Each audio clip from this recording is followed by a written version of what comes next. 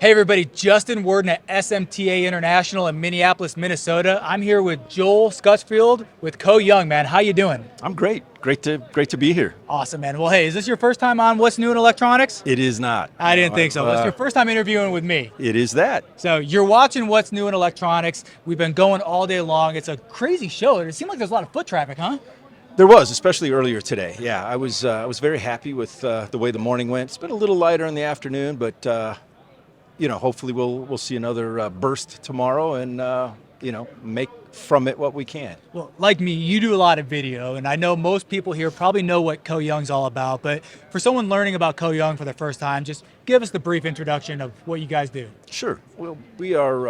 I think most would agree the global leader in inspection technology for printed circuit board and semiconductor applications, and that spans a pretty broad spectrum, right? We start out with solder paste inspection post print, where we're verifying the position of the pasted bricks, the volume, all of that. Looking at trends, looking at XY positional, basically confirming that once the part is placed in the paste, we will have a good solder joint at the end of the day. And that's really the most important process in the whole SMT manufacturing scheme is that print process. Not just the printer, but the print process. So we're basically verifying the quality thereof coming off that printer. Then we move into pre-reflow AOI, where now, again, we're looking at anomalies that might be specific to feeder, spindle, nozzle on the pick and place machine. Presence, absence of part, polarity, part marking, it's the right part, it's not the right part, it's missing, et cetera, et cetera.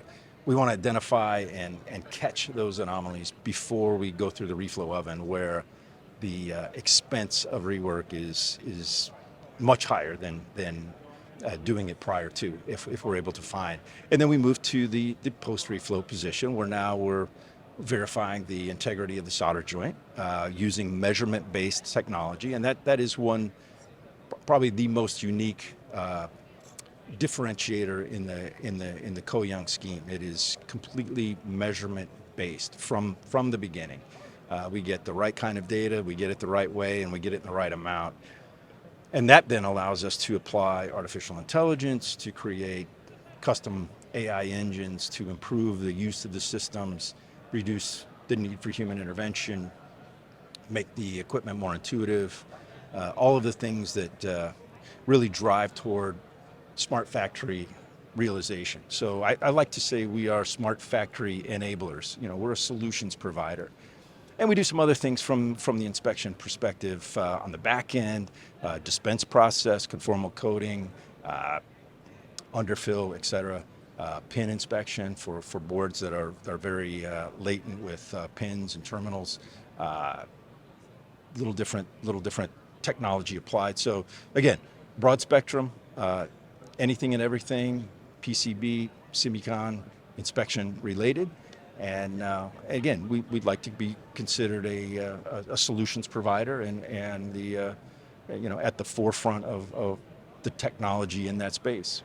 Well, you guys got your fingers in a lot of verticals, so you're definitely solution-minded for that fact. But when you talk about all the different verticals you guys work in, all the solutions you provide, we got to go back and kind of look at the core of Koh Young. And what it really comes down to is building good product, providing good solutions, and the service side of it, right? I mean, how much of your business is really dictated more on servicing your equipment? Because we can all build and install a good piece of equipment, but the hot buttons nowadays is, can you service it and do you have the spare parts?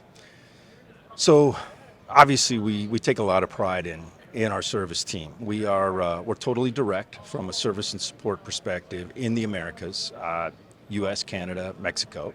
So we're not working through distribution, where all of those service engineers, applications engineers are Koh Young employees. So we're managed in that fashion. We maintain a significant number of spare parts in both the US and Mexico.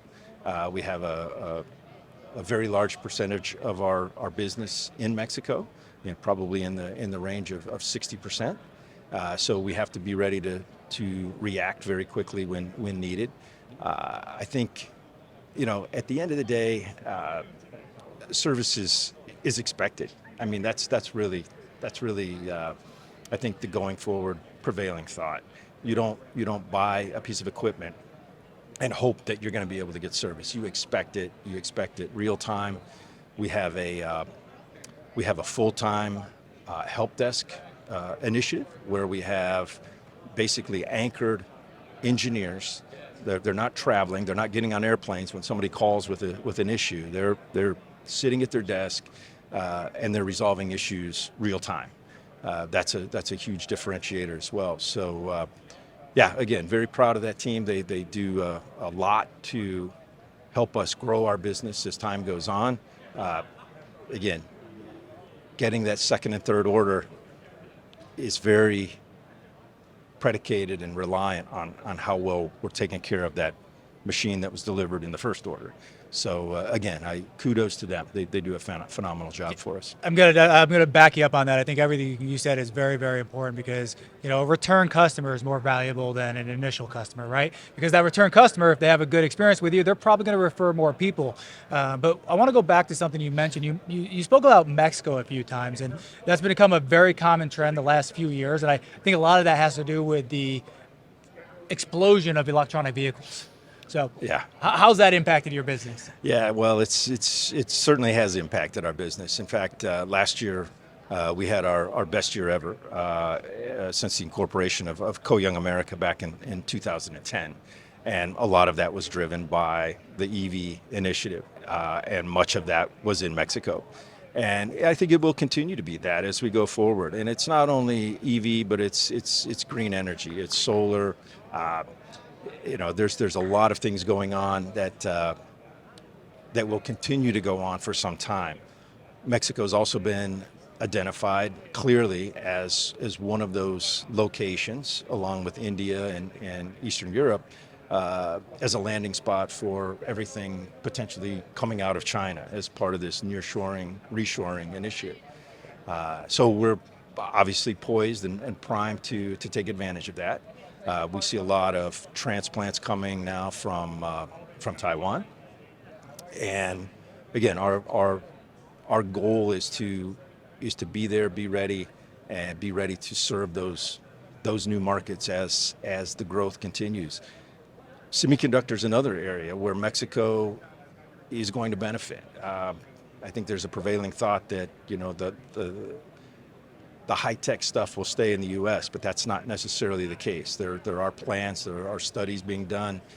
There have been visits by those semiconductor manufacturers out of places like Taiwan, analyzing, setting up shop in areas where they have the water supply, et cetera, to be able to do that. So, yeah, there's no doubt Mexico is hugely important to our business and will continue to be as time goes on. Yeah, I think that growth is just going to continue, as you said, as they migrate more. And it's almost like they're trying to create an expansion of the U.S. by putting more growth into Mexico. But the other real hot topic that you mentioned earlier was AI, artificial intelligence. And, so much of the conversations I have with people is all about data, traceability, and it's not so much trying to remove the human component, but maybe reduce the error or the risk component with more traceability. So what are you guys seeing on that? I see a little bit of both, actually.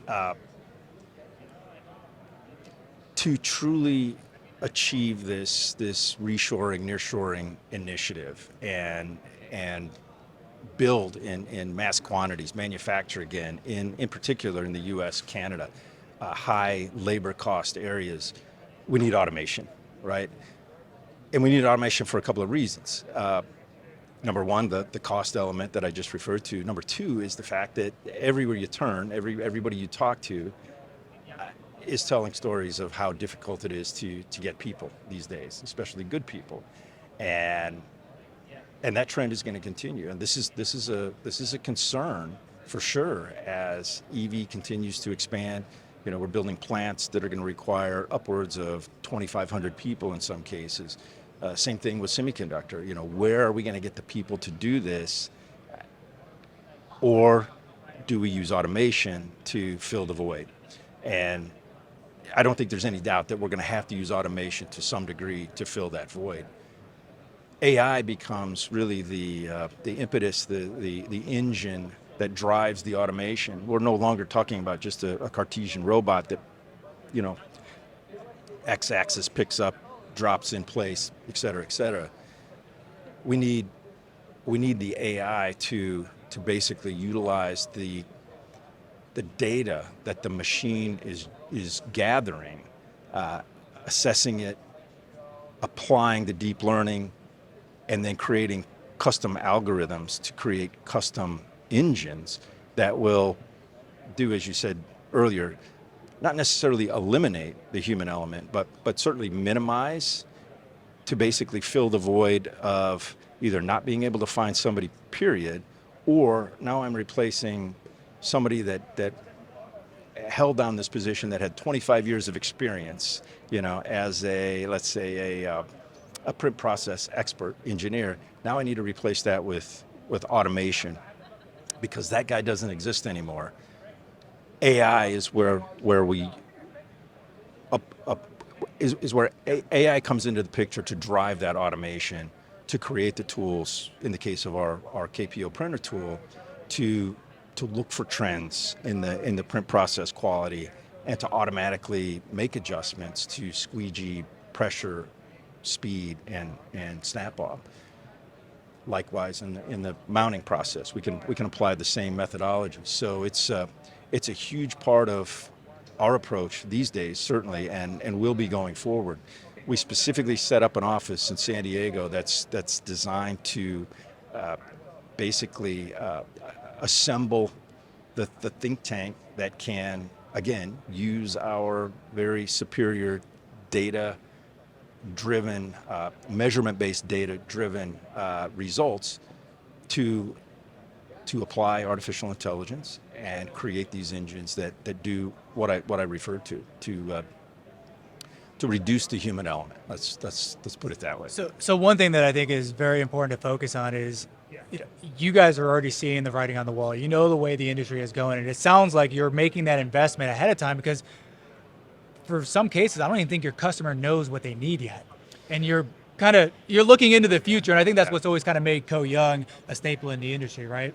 Well, there's certainly a spectrum, and yes, we have always prided ourselves on being the leader, right? No matter what the initiative is. And so too with this use of artificial intelligence. Again, you have to have the right data set to apply it properly. Not everybody can do this, or certainly not to the degree that we're going to be able to do it. I say there's going to be different levels of smart factory. Some of that's driven by the data set that can be created based on the tool set that the customer is using. In other cases, it might just be based on need or interest, right? Small mom and pop shop maybe isn't so interested in complete smart factory realization, but certainly our big EMS customers are. So you have to run the gambit, and you have to stay ahead of the curve. And you know, we do a lot of homework to make sure that we're understanding what those customer needs are, not only today, but going forward.